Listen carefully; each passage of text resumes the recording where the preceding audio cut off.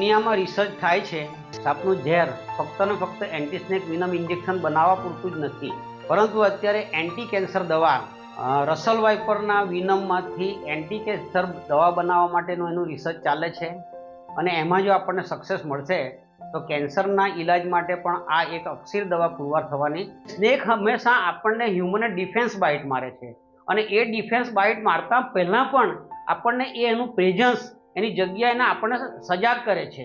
જેવી રીતે માનો કે આપણે રસ્તા પર ચાલતા હોઈએ, ખેતરમાં જતા હોઈએ અને એક સામે કોબરા હોય, તે બરાબર એક હુડ એટલે ડિફેન્સ મોડમાં આવે છે.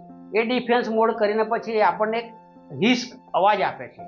એ જ રીતે રસલ વાઇપર પણ જ્યારે ડિફેન્સ મોડમાં આવે એમને એમ લાગે કે એની હંમેશા સ્નેકનું મોઢું બંધ હોય તો પણ એની જીભ બહાર નીકળતી હોય, એ જીભ બહાર નીકળતી હોય એ સેન્સેશન કલેક્ટ કરે છે, એટલે અમુક પ્રકારના અવાજ ડિફેન્સ માટે કાઢે છે.